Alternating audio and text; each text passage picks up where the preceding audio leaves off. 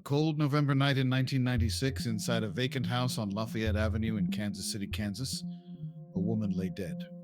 Her name was Pearl Davis, though many in the community knew her by her chosen name, Samima Musawir.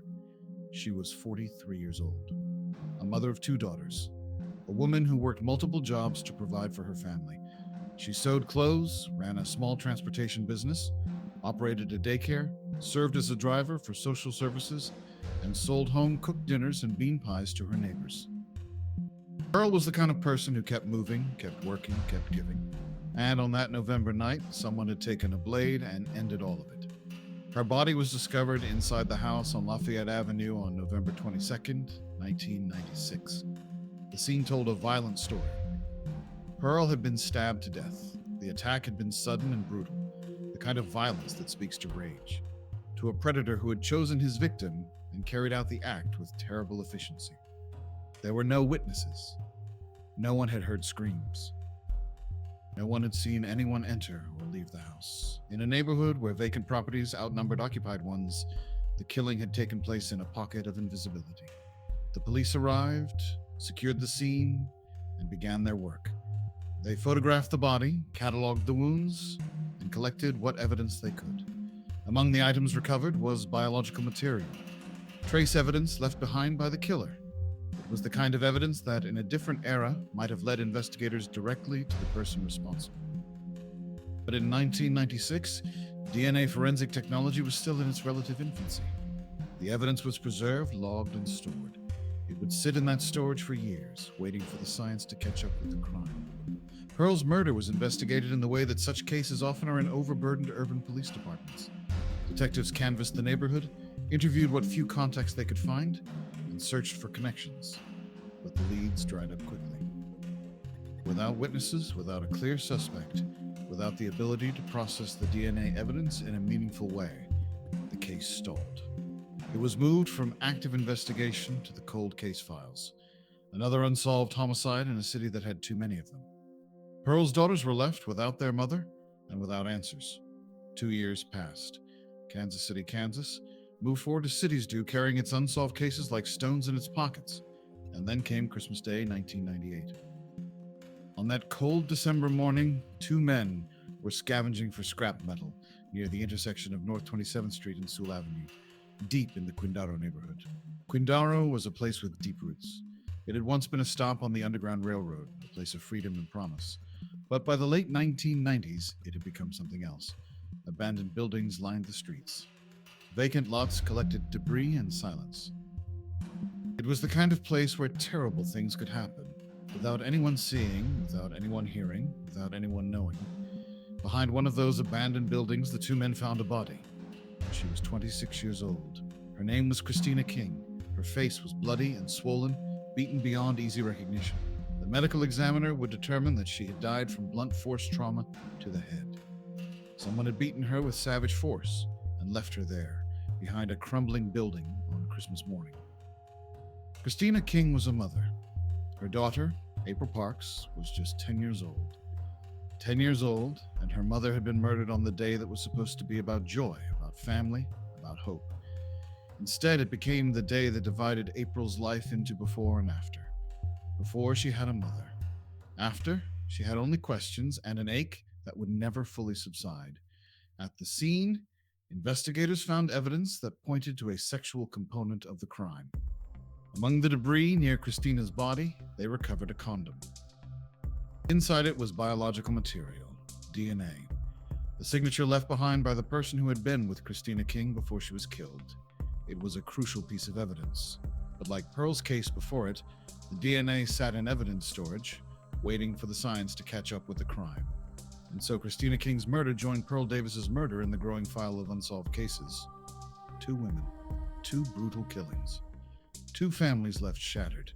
And somewhere in Kansas City, the person responsible for both was walking free. His name was Dion Davis Sr. Gary Davis did not fit the Hollywood image of a killer. He was not a loner hiding in a basement. He was not a drifter with no fixed address.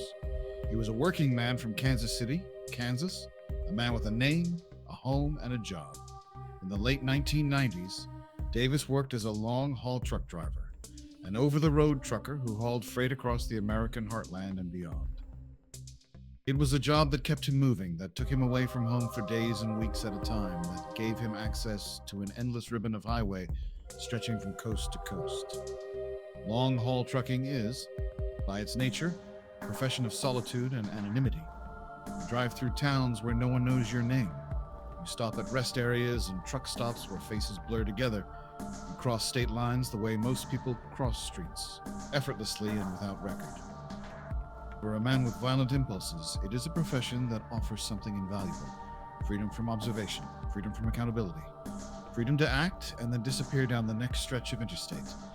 After killing Pearl Davis in November of 1996, and after killing Christina King on Christmas Day of 1998, Gary Dion Davis simply continued living his life. He drove his truck, he came home, he carried on as though two women were not dead because of him. Kansas City Police Chief Carl Okerman would later say, with barely concealed contempt, Mr. Davis went on with his life as if nothing happened. And nothing did happen. Not for years. Not for decades. The cases remained cold, filed away in the records of the Kansas City, Kansas Police Department, two of many unsolved homicides that hung over the city like a perpetual fog.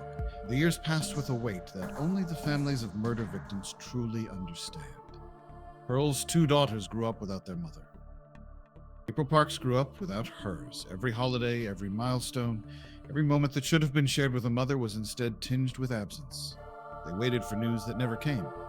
They called the police department and asked for updates, only to be told that the investigations were ongoing, which in the language of cold cases often means nothing is happening.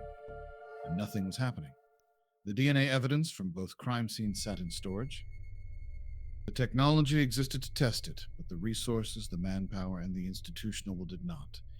It is a bitter irony of the American justice system that evidence can exist, can hold the identity of a killer within its molecular structure, and yet sit untouched for years because no one assigns a detective to the case. No one submits it to the lab. No one makes it a priority. In the case of Christina King, the failure was particularly egregious. In November of 2003, nearly 5 years after her murder, a DNA profile was finally extracted from the condom found near her body. That profile was entered into CODIS, the Combined DNA Index System, the national database that connects DNA profiles across jurisdictions. And it sat there, waiting for a match. Kansas City, Kansas, had larger problems. The police department was mired in controversy, including allegations of corruption that reached into the detective ranks. Former KCKPD detective Roger Golubsky would later be federally indicted for decades of crimes committed while wearing a badge. The department was an institution in crisis, and cold cases were not the priority. The victims, predominantly black women from disadvantaged neighborhoods, were not the priority. But change, when it finally comes, can come with force. In 2021, Kansas City, Kansas Police Chief Carl Okerman proposed something that should have existed decades earlier: a dedicated cold case unit. The proposal was part of a new strategic plan for the department, an acknowledgement that the city's unsolved murders represented not just failed investigations, but failed obligations to the community. In January of 2022, the cold case unit officially began its work. The unit was small, just 4 detectives. Captain Katie Yarsuli led the team, joined by detectives Jeff Irwin, Lily Suk, and Stuart Littlefield. 4 people tasked with sifting through decades of unsolved murders, re-examining evidence, re-interviewing witnesses, and applying modern forensic techniques to cases that had been abandoned by time. They got to work. Among the cases they reopened were the murders of Pearl Davis and Christina King. The detectives pulled the old case files, reviewed the evidence logs, and made a critical decision. They would resubmit the DNA evidence from both crime scenes to the Kansas Bureau of Investigation in Topeka. Fresh eyes, fresh technology, fresh chance. The results came back and they changed everything. In January of 2023, the Kansas Bureau of Investigation reported a CODIS hit. The DNA evidence from the Pearl Davis murder scene and the DNA evidence from the Christina King murder scene both matched the same person: Gary Dion Davis Sr. For Pearl's case, the DNA match was new. For Christina's case, it was a confirmation of something that had been sitting in the system since 2003, 20 years. For 20 years, the DNA had pointed to Gary Davis, and no one had acted on it. No one had arrested him. No one had charged him. No one had told Christina King's daughter that they knew who had likely killed her mother. The cold case detectives did not waste any more time. In September of 2023, the Wyandotte County District Attorney, Mark Dupree, announced the charges. Gary Dion Davis Sr. was charged with 2 counts of second-degree murder. He was arrested and held on $500,000 bond. At a press conference, DA Dupree stood before the cameras and delivered a message. These charges demonstrate that justice is possible, no matter how much time has elapsed. Chief Oakman was more pointed. In my experience, he told reporters, based on him killing 2 women, most likely he has killed more. The chief let that statement hang in the air. A long-haul truck driver with access to the entire country, linked by DNA to 2 murders nearly 30 years old. The implication was clear. Pearl Davis and Christina King might not be the only victims. Oakman also had a message for anyone else who had committed a crime and thought time had erased their trail. It may not be today, he said. It may not be tomorrow. But we are going to eventually get you.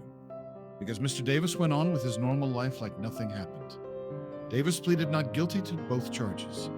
He was 52 years old at the time of his arrest, a man who had lived 3 decades of freedom that should have belonged to the women he killed. The trial began on January 5, 2026, in Wyandotte County District Court, nearly 30 years after Pearl Davis was found dead on Lafayette Avenue, nearly 28 years after Christina King was found behind that abandoned building on Christmas Day. The wheels of justice had turned with agonizing slowness, but they had finally turned. The courtroom in Wyandotte County was filled with the weight of decades. Family members of both victims sat in the gallery, some of them having waited their entire adult lives for this moment. Pearl's daughters, who had been young women when their mother was killed, were now middle-aged. April Parks, Christina King's daughter, had been 10 years old when her mother was murdered. She was now in her late 30s. An entire lifetime had passed between the crime and the trial. The prosecution presented the DNA evidence that linked Davis to both crime scenes. It laid out the forensic chain methodically, showing how biological evidence collected at Lafayette Avenue and at the abandoned building on North 27th Street had been preserved, tested, and matched to the defendant. They painted a picture of a man who had moved through the world with impunity, a long-haul trucker whose occupation gave him both opportunity and anonymity. A man who did not know his victims, who had no prior relationship with either Pearl Davis or Christina King, who had killed them and simply driven away into the vast American landscape of highways and truck stops, leaving 2 families to grieve in his wake. On January 9th, 2026, the jury reached its verdict. For the murder of Pearl Davis, also known as Samima Musawir, Gary Dion Davis Sr. was found guilty of second-degree murder. The courtroom held its breath and then exhaled.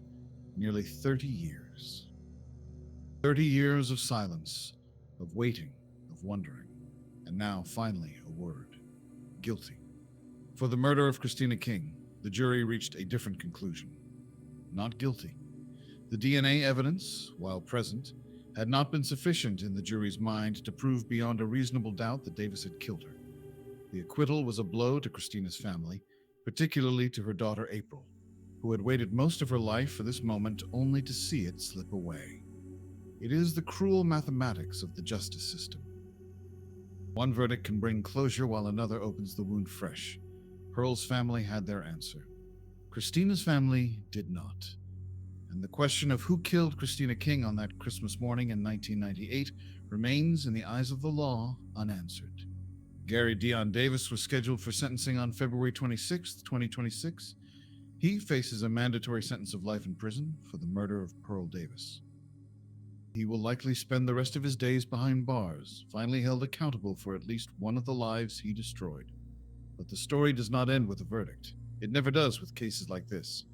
Chief Oakman's words linger like smoke in a closed room. Most likely, he has killed more. It is a chilling statement from a police chief, and it was not made lightly. Davis spent years, decades, driving across America. He was a man now proven capable of murder, of strangling the life out of a woman and walking away without remorse. He had access to highways, truck stops, rest areas, and cities from coast to coast.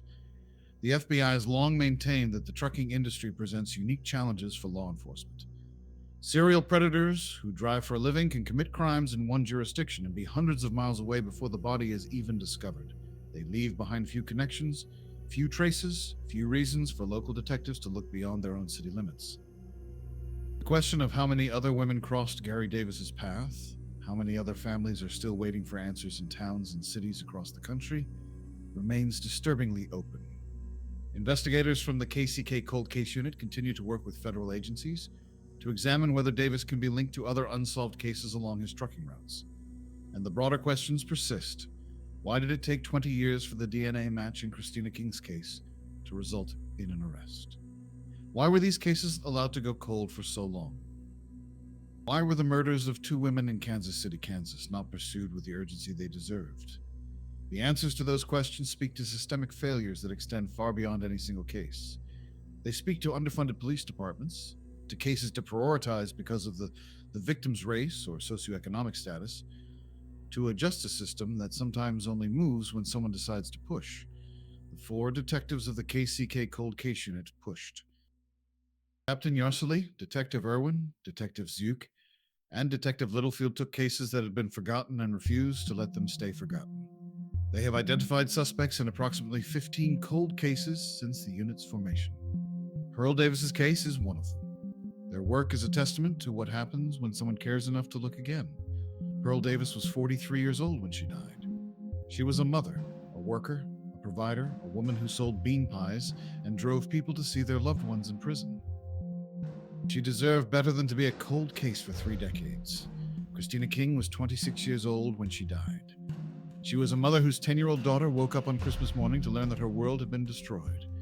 She deserved better than to have her killer walk free. Both women deserved better than the silence that followed their deaths. And while the verdict in Gary Dion Davis's trial brought a measure of justice for one of them, it also illuminated how much justice is still owed to Christina King, to her daughter. To all the unnamed women whose cases still sit in filing cabinets, waiting for someone to open the folder and start reading. The Quindaro neighborhood still stands, though much of it barely does. The abandoned buildings are a little more weathered now, the vacant lots a little more overgrown. Lafayette Avenue still cuts through the neighborhood, passing houses where people once lived, where Pearl Davis once worked and cooked and cared for her children. The intersection of North 27th and Sewell, where Christina King was found on that Christmas morning, is still there, still quiet, still carrying the memory of what happened in its concrete and its shadows. Kansas City carries its dead like all cities do, quietly. In the spaces between the buildings, in the vacant lots where weeds grow through cracked pavement, in the houses where no one lives anymore. But the dead are not silent. They speak through DNA, through evidence preserved in storage rooms for decades, through the persistence of families who refuse to stop asking questions, who refuse to let their loved ones become footnotes in a filing cabinet. Pearl Davis speaks. Christina King speaks, and sometimes after decades of silence, the city finally listens.